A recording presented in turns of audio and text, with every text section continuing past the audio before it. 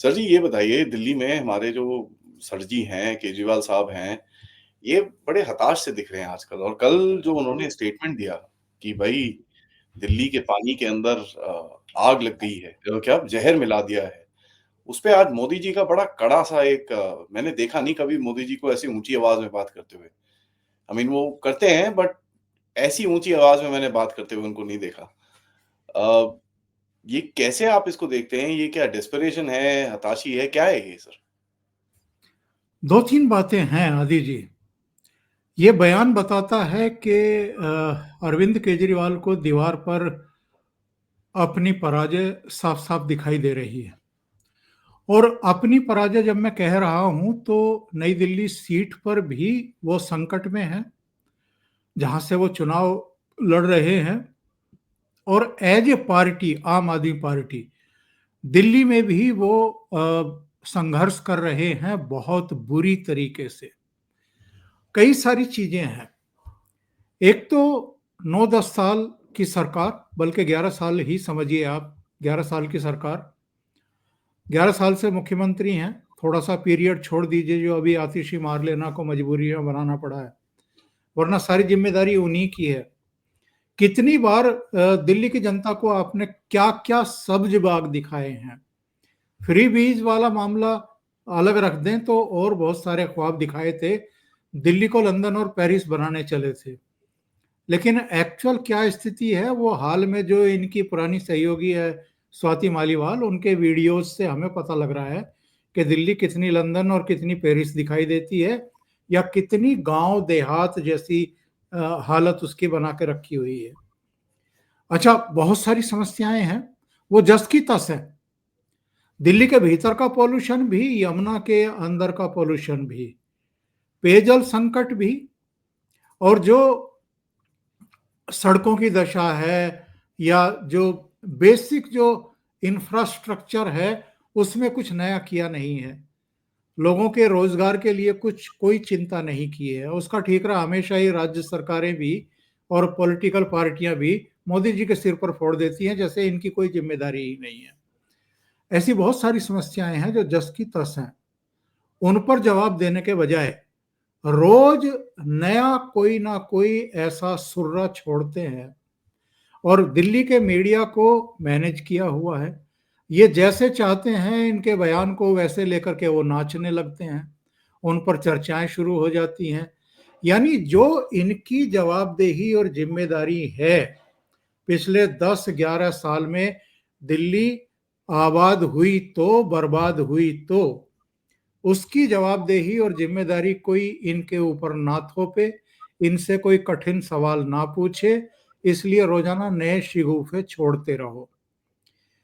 क्या आज तक हमने सुना कि साहब हिंदुस्तान के भीतर किसी ने किसी नदी में जहर मिला दिया हो? नदी में, मतलब कोई छोटा मोटा राजबाहा हो जिसमें कोई नाली बह रही हो, जिसमें पानी में हो, उसमें आप थोड़ा बहुत कुछ उल्टा सीधा हरकतें कर दें तो कर दें। और प्रधानमंत्री ने बिल्कुल सही बात कही है। ये उस हरियाणा पर आरोप लगा रहे हैं जहां पर जगह जगह सड़कों के किनारे प्याऊ है, एक मिट्टी के वो करवे रखे रहते हैं, उसमें पानी डाल करके रखते हैं, घड़े में पानी डाल करके रखते हैं, साथ में एक दो गिलास रखते हैं लोग, ताकि जो गर्मी में आने जाने वाले लोग, सड़क पर आने जाने वाले लोग हैं, वो वहां रुकें और पानी पी करके जाएं। जिस स्टेट में ये कल्चर हो, उस स्टेट पर आप एक पूरी नदी में जहर मिलाने का आरोप लगा रहे हैं। इससे घटिया आरोप और क्या हो सकता है। और वहां के मुख्यमंत्री नायब सैनी ने इनसे पूछा है कि भैया कौन सा जहर मिलाया गया है, उसका नाम क्या है, कौन सी तारीख में मिलाया गया है, कितनी क्वांटिटी में मिलाया गया है, कितने टन मिलाया गया है, क्योंकि नदी की बात कर रहे हो आप। और दूसरी बात यह है कि आप कह रहे हैं कि हमारे इंजीनियर बड़े सतर्क थे जी, उनको पता चल गया कि जहर मिला दिया है और दिल्ली को मारने की साजिश रच रही है भारतीय जनता पार्टी, क्योंकि दिल्ली उनको वोट नहीं दे रही है, इसलिए उनको मारना चाहती है, बदला लेना चाहती है। तो आप ये बताओ भाई कि कौन से इंजीनियर ने ये सूंघा कि यमुना में जहर मिला दिया गया, फिर आप कह रहे हो कि वो तो हमारे इंजीनियर सतर्क थे, इसलिए दिल्ली में आने से पहले ही पानी को रोक दिया। अब वो एक लोटा पानी था क्या जिसको आपने रोक दिया हाथ लगा करके? दिल्ली में कितना क्यूसेक पानी बहता है और उसको रोकना क्या आसान है? कोई बांध बना रखा है क्या? और अगर रोका है तो उसको डाइवर्ट कहाँ किया है आपने? जरा ये भी बता दीजिए। तो ये सारे टेक्निकल प्रश्न है। वो तो अच्छा है कि आज चुनाव आयोग ने इनको 8 बजे तक का समय दिया हुआ है कि रात्रि में 8 बजे तक आप जवाब दें। आपने ये गैर जिम्मेदाराना बयान किस आधार पर दिया है, इसका सबूत हमें दीजिए, हम इस पर एक्शन लेंगे। आप सबूत देंगे, हरियाणा सरकार से पूछेंगे, आप सबूत नहीं देंगे, आपके खिलाफ एक्शन लेंगे।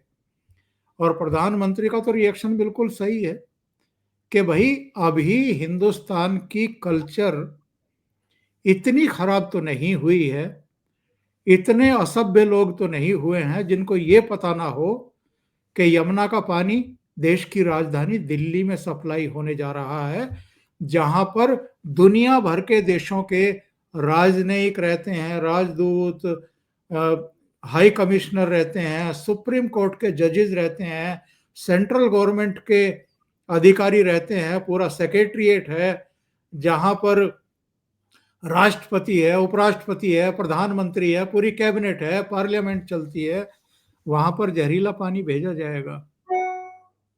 तो आप इनका ये डेस्परेशन ही नहीं है, ये इस कदर कुंठित हो चुके हैं इस बार घिर करके, क्योंकि इनको पता है कि इस बार की जो ये हार होने जा रही है ये इनको इरिलीवेंट कर देगी।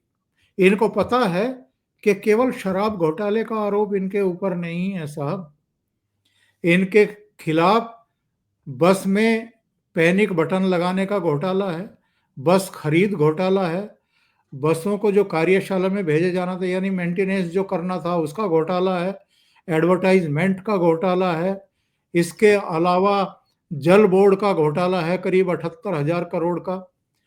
कई घोटाले हैं जिनकी ऑलरेडी जांच चल रही है। अभी तो ये एक केस में अंदर गए थे, वो भी जमानत पर बाहर आए हैं, अभी उसका ट्रायल शुरू होना है, उसमें सजा होनी है, उसके बाद फिर से जेल जाना है। अभी इतने सारे मामले खुल चुके हैं, इतने भ्रष्टाचार के आरोप। और हाँ, शीश महल का मामला है, 54 करोड़ का शीश महल बना लिया। तो ये जानते हैं कि ये चुनाव हारने का मतलब ये है कि अरविंद केजरीवाल की सार्वजनिक जीवन और जो राजनीतिक जीवन है वो खत्म, दी एंड, उस पर बोर्ड लगने वाला है। इसलिए हताशा में, इनको पता है चुनाव तो हार रहे हैं, लेकिन ये अभी पार्टी के सर्वाइवल के लिए चिंतित हैं। इनको लग रहा है कि अगर ये वाइस पूरी तरीके से क्लीन स्वीप कर गई भारतीय जनता पार्टी और ये वॉश आउट हो गए तो उसके बाद इनकी पार्टी भी टूटेगी, यानी पार्टी भी इनके हाथ में नहीं रहेगी। तो जितने हाथ पैर मार रहे हैं, जितना ये डेस्परेशन दिखा रहे हैं, ये सारा केवल और केवल सर्वाइवल के लिए है। और जब ऐसी स्थिति में आदमी फंस जाता है, वो पानी में कई बार वो भंवर में फंस जाता है ना आदमी, और बाहर निकलने के लिए हाथ पैर मारता है, उसमें वो कई बार ऐसी गलतियां करता है कि वो और गहरे तक फंसता चला जाता है और बाहर नहीं निकल पाता। वही हालत आज अरविंद केजरीवाल की हम होते हुए देख रहे हैं।